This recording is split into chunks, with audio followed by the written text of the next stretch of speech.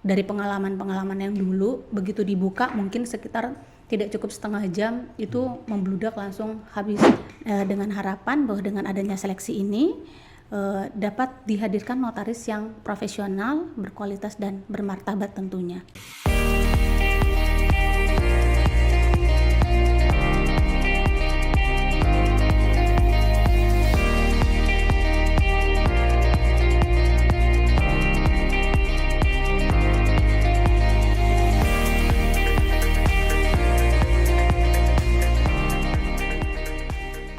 Ini sudah ada Mbak Yuyun, Kasubdit Notariat, Direktorat Perdata, Direktorat Jenderal Administrasi Hukum Umum.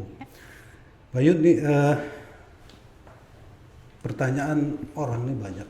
PPKJN itu kenapa sih diperlukan, Mbak? Ya, siap. Terima kasih Pak Ses. Jadi kalau ada pertanyaan kenapa sih sebenarnya perlu adanya PPKJN? Jadi PPKJN itu adalah pelatihan peningkatan kualitas jabatan notaris. Kenapa PPKJN itu diperlukan? Awalnya ini adalah untuk melakukan seleksi terhadap notaris yang akan melakukan pengangkatan. Karena kita ketahui sekarang kurang lebih ada sekitar 40 universitas baik negeri maupun swasta yang menyelenggarakan program magister kenotariatan. Banyak ya? Sangat banyak sekali swasta, Pak. Ya, jadi kalau kita lihat trennya itu di 2016 itu ada sekitar 1.600 notaris yang diangkat. Ditambah juga tentunya kalau kita lihat jumlah seluruh notaris yang ada saat ini kurang lebih ada sekitar 19.000. Nah dari 19.000 itu mungkin kalau kita lihat yang aktif dan tidak itu sangat sulit karena kembali lagi majelis pengawasnya yang perlu melakukan pengawasan, di mana majelis pengawas jumlahnya lebih sedikit dibanding dengan jumlah notaris yang ada, sehingga memang yang diharapkan kebijakan pemerintah ini adalah dilakukan PPKJN untuk melakukan seleksi terhadap pengangkatan notaris, dengan harapan bahwa dengan adanya seleksi ini dapat dihadirkan notaris yang profesional, berkualitas dan bermartabat tentunya. Jadi semacam seleksi lah ya dari Betul. lulusan-lulusan kenotariatan ya yang diselenggarakan oleh perguruan tinggi gitu ya. Iya. Nah, untuk menjadi peserta gitu, itu ada syaratnya enggak? Ya. Jadi untuk menjadi peserta PPKJN, Pak, yang bersangkutan tentunya harus melakukan permohonan pendaftaran secara online. Setiap tahun biasanya kami buka pendaftaran sebanyak 1.000 peserta dan mereka berebut untuk melakukan pendaftaran online. Nah, karena kami mengetahui dari pengalaman-pengalaman yang dulu, begitu dibuka mungkin sekitar tidak cukup setengah jam itu membludak langsung habis kuotanya penuh Pak. Iya.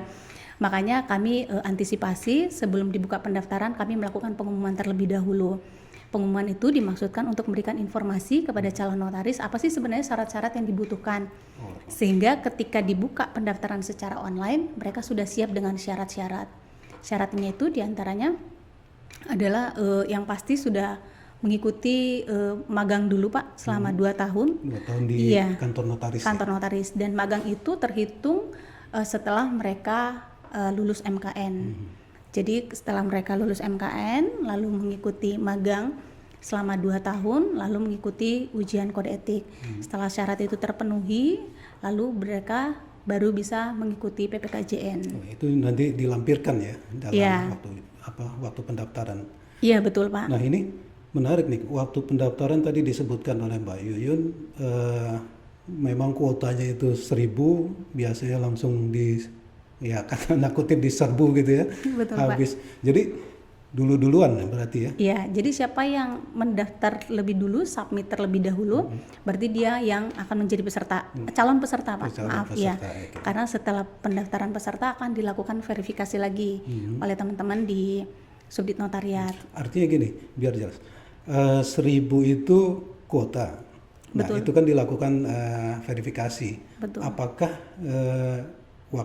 waktu sistemnya mendaftar itu ada lebih dari 1.000 enggak? Sebenarnya kita mentargetkan biasanya 3 hari Pak untuk pendaftaran.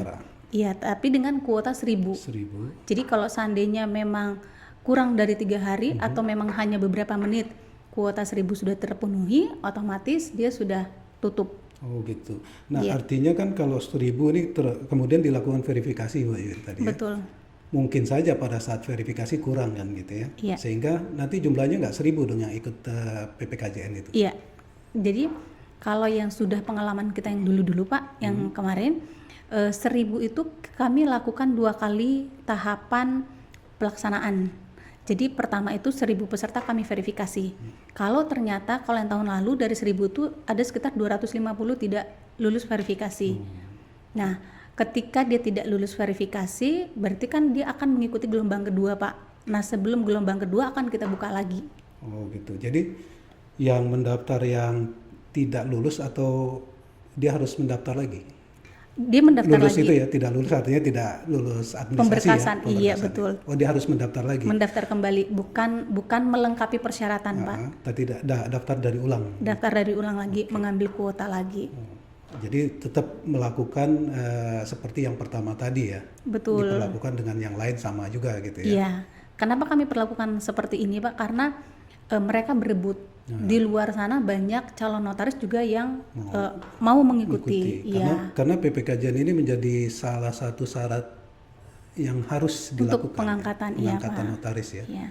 Makanya kami sebelum dibuka pendaftaran jauh-jauh hari kami sudah mengumumkan syarat-syaratnya apa aja sih, gitu. Jadi harapan kami mereka sudah siap dokumen dulu, baru ke tahap pendaftaran. Iya. Nah itu biasanya 3 hari dilakukan ya? 3 hari, namun kenyataannya paling sekitar tidak sampai setengah jam kuota sudah habis.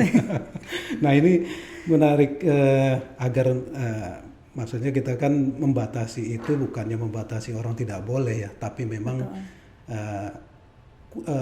kemampuan kita juga untuk melaksanakan itu juga kan ada batasnya gitu ya. Dan kemudian kita juga bukan menutup, artinya Kementerian Hukum dan HAM ini juga membuka lagi untuk tahap-tahap berikutnya kan. Hanya pembatasan itu dilakukan biar lebih pelaksanaannya lebih maksimal mungkin Pak. Iya, karena memang dalam tahapan-tahapan pelaksanaan itu kami melakukan pengawasan juga Pak. Jadi kalau seandainya memang kita pesertanya juga terlalu banyak, khawatir yang diharapkan bahwa notaris itu dapat menerima ilmu itu yang tidak maksimal nantinya. Karena pada saat pelaksanaan itu memang ada ujian, pretest dan posttest, terus mereka juga harus aktif di dalam kegiatan diskusi, ada kerja kelompok juga.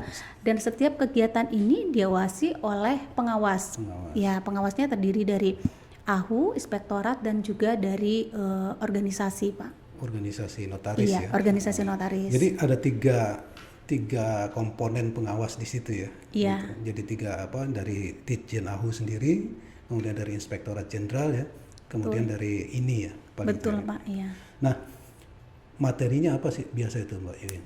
Materinya itu biasanya kita tentunya dari AHU sendiri Pak, ada dari Badan Hukum, fidusia, wasiat, dan tentang pengawasan. Terus sekarang kita perluas dengan narasumber dari PPATK Pak, karena terkait dengan adanya kewajiban notaris untuk menerapkan prinsip mengenali pengguna jasa dan pengisian form CDD. Jadi sedari dini kami mengenalkan itu semua kepada calon notaris sehingga ketika nanti mereka diangkat, mereka sudah terdaftar di PPATK sebagai salah satu pihak pelapor yang memang wajib melakukan pelaporan ketika ada transaksi mencurigakan, seperti itu. Lalu kami juga terkait dengan koperasi juga Pak, itu juga kami ada narasumber dari koperasi. Oh gitu ya. Iya. Jadi materinya lengkap lah di situ. Materinya lengkap. Ya, jadi kita update terus perkembangan yang ada, itu kita jadikan materi di PPKJN. Nah, kembali nih tadi persyaratan kan sudah disebutkan beberapa persyaratan. Kalau bisa diulangi, bagaimana sih orang itu mulai dari pendaftaran, kemudian apa yang harus dilampirkan, kemudian apa dia harus nunggu beberapa lama, pengumumannya bagaimana, gimana tuh Pak Bu ya? Ya. Jadi gini Pak, biasanya sebelumnya kita buka dulu pengumuman informasi bahwa akan dibuka pendaftaran PPKJN. Nah di informasi itu akan kami umumkan di AHU biasanya Pak. Di website AHU ya? Website AHU, iya. Apa aja sih? Nah itu ada syarat-syaratnya. Untuk waktu nanti biasanya kami ada 2 konsep Pak. Kami langsung sampaikan tanggalnya atau nanti akan diumumkan kemudian. Yang terpenting adalah mereka harus mengetahui dulu syarat untuk mengikuti PPKJN. Syaratnya itu yang pertama tadi pastinya dia harus lulus MKN. Jadi harus ada ijazah ya MKN bahwa dia memang sudah lulus MKN, karena dari situ kami akan menghitung masa magangnya Pak, 2 tahun terhitung sejak tanggal ijazah dikeluarkan. Dia lulus 2 tahun ya. Ya, setelah itu nanti ada kode etik, lalu ada syarat pendukung lainnya Pak. Misalnya surat pernyataan bahwa dia tidak pernah sebagai terdakwa atau tindak pidana lainnya. Sebenarnya ini kalau di dalam pengangkatan itu harus perlu SKCK, tapi karena kami khawatir kalau di PPKJN SKCK nanti di pengangkatan juga SKCK, kami coba di PPKJN cukup surat keterangan saja. Kita mudahkan lah ya. Ya, kita mudahkan Pak. Tapi kalaupun nanti seandainya di suatu hari di belakang terjadi sesuatu, ini menjadi tanggung jawab calon notaris ketika ada informasi yang disampaikan tidak sesuai dengan syarat pada saat PPKJN. Oh gitu. Nah setelah mereka tahu pengumuman, baru mereka mengikuti PPKJN-nya ini gitu ya? Iya, jadi setelah daftar kami lakukan verifikasi. Setelah verifikasi nanti mereka akan terima email Pak bahwa yang bersangkutan menjadi peserta PPKJN. Setelah itu nanti akan ada nomor urut peserta. Pesertanya dia. Gitu. Iya. Nah bisa nggak ada kemungkinan ketika nomor urut sudah keluar kemudian sudah dipanggil ada yang mengundurkan diri atau tidak datang, ada juga ya kasus seperti itu ya? Iya. Ada yang tidak datang. Kalau dia tidak datang berarti dia gugur Pak. Oh gugur. Iya, dan tidak mendapatkan sertifikat PPKJN-nya. Iya. Bukan langsung berarti nomor urut yang sekian itu naik ke atas nggak ya? Nggak bisa Pak. Gitu ya. Tidak bisa digantikan nomor urut karena kita semua penilaian secara sistem. Gitu. Jadi ketika nanti diganti nomor urutnya akan berakibat ke nomor urut selanjutnya, karena sudah pernah kita coba, jadi memang tidak memungkinkan. Transparan juga masyarakat bisa tahu kok bisa naik nih. Betul, itu ya. Iya, Dan betul, ini Pak. juga menjadi masyarakat bisa paham gitu. Toh masih ada kesempatan untuk angkatan berikut kan gitu ya. Siap. Nah biasanya diadakan di mana tuh Mbak Yun? Kalau yang 2 tahun kemarin itu diadakan memang di Tangerang Pak. Cuman kemungkinan yang tahun ini 2021 ini. Ya 2021 memang rencananya ada beberapa wilayah di Medan kalau nggak salah, sama Surabaya, sama di Jakarta. Ya mungkin ini konsepnya adalah untuk mengakomodir peserta yang ada di beberapa wilayah. Jadi mungkin nanti bisa berkumpul entah di Medan, Surabaya atau di Tangerang. Waktunya bersamaan atau? Waktunya tidak bersamaan Pak. Iya. Jadi ada gelombang-gelombang. Gelombangnya dan lebih mendekatkan ke mereka ya. Betul. Di Surabaya, entah di Medan atau di Jakarta. Nah, mengenai kan ini pelaksanaannya kalau tidak salah 5 hari ya. Iya betul Pak. 5 hari. Berarti 5 hari misalnya gitu mereka dari luar kota itu bagaimana Mbak? Kalau untuk pelaksanaannya kami hanya menyediakan tempat dan biasanya untuk konsumsi ya Pak ya maksudnya itu di pagi di siang hari Pak. Untuk makan siang. Iya makan siang dan ada snack karena memang kegiatan kita biasanya maksimal itu sampai di jam 6 sore Pak. 6 sore. Iya untuk materi.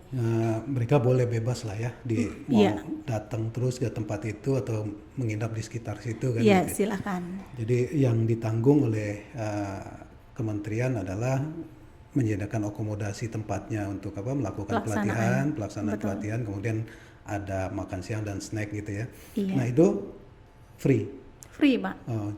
Kementerian yang menyediakan kan. Kementerian yang menyediakan. Nah setelah mereka melakukan mengikuti pelatihan, kemudian harus aktif ya katanya. Iya mereka harus aktif dan itu benar-benar dinilai oleh pengawas Pak. Jadi pengawas itu bahkan kalau ada lembar penilaian yang dipegang oleh pengawas, jadi pengawas nanti yang keliling di setiap meja untuk melihat keseriusan dari peserta. Gitu. Begitu juga waktu kita melakukan secara online Pak, itu setiap pengawas punya layar sendiri untuk bisa Memantau, memantau. Iya. Oh, ini yang online yang tahun kemarin ya? Iya, tahun kemarin kita Karena kita online, Pak. COVID ini kan. Betul. Nah, ya, walaupun tahun ini masih pandemi masih ada, kita Kementerian Hukum dan HAM mencoba untuk melakukan secara fisik dengan tentunya prokes ya gitu ya. Nah ini kalau nggak salah saya pernah dengar informasi nantinya ada dipilih kayak 10 besar gitu ya. Itu tujuannya untuk apa tuh, Pak? Ya, jadi sebenarnya 10 terbaik itu adalah untuk memotivasi gitu. calon notaris berlomba-lomba, Pak. Karena apa sih sebenarnya keuntungan dari 10 peserta ini? 10 peserta ini nanti mereka mempunyai kesempatan untuk dapat memilih formasi. Tentunya formasi yang dipilih sesuai dengan formasi yang tersedia. Iya, tapi paling tidak dia tidak berlomba-lomba untuk berebut formasi. Artinya dia sudah bisa dapat formasi terlebih dahulu sebelum dibukanya pendaftaran pengangkatan seperti itu, Pak. Di situ keuntungannya kalau menurut kami. Ya, diberikan apresiasi ya. Betul. Untuk peserta 10 besar gitu ya. Iya. Tidak mengurangi juga yang peserta lain ya tetap mendapatkan sertifikat dan bisa melakukan mendaftar sebagai notaris nanti di pengangkatan kan. Betul. Gitu ya. Nah, kalau yang sekarang ini 2021 itu jumlah pesertanya berapa, Mbak, yang kalau boleh tahu? Kurang lebih yang akan kita buka nanti 1.000, Pak, memang. Yang tahap pertama ini? Sekalian, Pak. Jadi kita semuanya 1.000, cuman memang ada sekitar 300 peserta tahun lalu yang tidak bisa mengikuti kegiatan, Pak. Oh, kenapa tuh? Ya, karena tahun lalu kan harusnya ada 2 kegiatan, 500 gelombang pertama, 500 gelombang kedua, iya Pak. Namun ternyata di gelombang kedua kami tidak bisa melaksanakan karena kondisi COVID kemarin dan memang ada pembatasan anggaran pada saat itu, Pak. Sehingga yang 300 itu tidak bisa kami laksanakan dan dilaksanakan tahun ini. Jadi kurang lebih 1.300. Nanti dibagi 3 tempat itu ya? Iya, 3 tempat, Pak. Oke. Nah, kalau dalam pelaksanaannya nanti misalnya gitu setelah diverifikasi tadi kan dibatasi 1.000 ya. Betul. Setelah diverifikasi ternyata lebih dari 1.000 yang lolos administrasi tetap diambil 1.000 juga ya. Tetap 1.000, Pak. Nah, karena kita punya keterbatasan itu. Iya, secara sistem memang akan mengunci. Begitu ada 1.000 sudah selesai. Sudah selesai. Gitu, baik. Iya. Nah, ini tadi ada syarat utama gitu, syarat umum ya, syarat pendukung itu yang harus dipenuhi oleh calon peserta PPKJN. Nah, itu selain syarat utama, syarat pendukung, ada hal-hal lain yang perlu katakan yang perlu diketahui oleh para calon nih, Mbak, supaya dari pelajaran tahun-tahun lalu kan biasa ada aja ya masalah-masalah yang timbul gitu. Biasanya apa tuh? Kalau dari tahun-tahun lalu mungkin kalau online ya, Pak ya, masalahnya kalau online itu jaringan pasti. Kalau sebelumnya yang online itu kami rasa nggak ada masalah sih, Pak. Kalau yang tahun-tahun waktu dilakukan tidak secara online, mungkin kalau dibilang acaranya padat memang sangat padat, Pak. Ya, jadi nyaris enggak sih, Pak.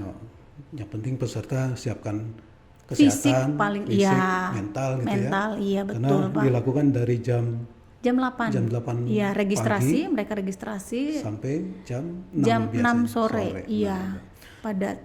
Oke. Nah, biasanya kalau dari luar kota banyak. Luar kota lumayan banyak, Pak.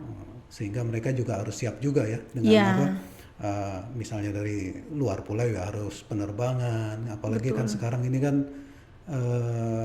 masa COVID ini kan penerbangan juga agak ketat juga kan gitu. Iya, jadi mungkin nanti Pak kalau seandainya memang tetap diadakan secara virtual, otomatis yang perlu diperhatikan adalah surat keterangan swab mungkin ya Pak. Itu yang fisik ya. Iya, betul. Tapi saya dengar panitia juga menyediakan swab antigen juga kan? Iya. Di on spot ya. Gitu. Iya, betul Pak. Karena memang untuk kepentingan bersama kita juga untuk kesehatan peserta dan panitia tentunya seperti itu. Dan pelaksanaannya juga mungkin Pak kalau yang kemarin satu kelas 250 ini nanti kita batasi jadi 125. Dibagi per kelas-kelas gitu iya, agar mereka tetap prokesnya berjalan kan. Berjalan. Nah, gimana tuh? Nanti kan kalau yang biasanya satu kelas itu rame-rame 500 atau berapa gitu atau 200 ya. 250 ya Pak. narasumber menyajikan paparannya misalnya seperti itu. Nah ini per kelas mungkin nanti narasumbernya gantian mungkin. Iya. Oh di kelas ini nanti dia ke kelas ini. Iya gitu Pak. Jadi kalau yang kemarin itu sebenarnya itu kita coba 500 ya Pak. 500 jadi 4 kelas sebenarnya. 4 kelas, oke. 4 kelas. Berarti kalau yang sekarang satu angkatan itu jadi 250, 250. Nah itu kami perkecil lagi nanti di satu kelas. Kita sesuaikan dengan ruangannya Pak, tapi kami maksimalkan 125. 125 per kelas itu ya, Iya. dengan tentunya kita lihat Prokes dan prokesnya lain-lain. gitu ya. Iya. Nah ini ada juga nih banyak yang nanya nih, bayar nggak sih sebetulnya gitu? Untuk sementara memang belum bayar Pak, masih digratiskan. Ini tahun ketiga digratiskan Jadi untuk yang kementerian, untuk sementara. iya, kementerian tidak memungut biaya apapun gitu ya. Iya Pak, untuk Paling sementara. ya mereka akomodasi kalau dari luar kota ya mereka harus menginapkan gitu ya. Betul. Tetapi akomodasi makan siang dan snacknya pada saat penyelenggaraan pelatihan itu ditanggung oleh kementerian Iya, gitu ya. betul Pak. Baik Mbak Yun, terima kasih informasinya. Mudah-mudahan ini juga berguna bagi para calon notaris dalam mengikuti PPKJN yang rencananya kapan nih bocorannya? Tahun ini sekitar bulan apa? Tanggal berapa gitu kalau ada? Izin masih tentatif memang Pak. Aha, Kemungkinan untuk pelaksanaannya di tanggal 21 Juni. 21. Kemungkinan, Iya, tapi tentatif ya. Iya, masih tentatif Pak. Tapi mungkin kalau Itu yang untuk di Jakarta. yang di Jakarta Untuk Surabaya, Medan belum ya? belum Pak. Ya, di Jakarta itu langsung 2 gelombang, 250, 250, sehingga kemungkinan di tanggal 21 sampai tanggal 2 Juli. Jadi maraton Penyelenggaraannya Pak. Oh, cukup melelahkan juga. Iya, lumayan Pak. Baik Mbak, terima kasih Mbak Yuyun atas informasinya. Iya, Mudah-mudahan ini sama-sama, Pak. berguna ya bagi teman-teman calon-calon notaris dan bisa meningkatkan kualitas mereka untuk menjadi notaris yang tadi Mbak Yuyun bilang berkualitas, kemudian profesional dan menjunjung tinggi kode etik notaris seperti itu ya. Siap. Ya, makasih Mbak Yuyun. Ya, sama-sama Bapak.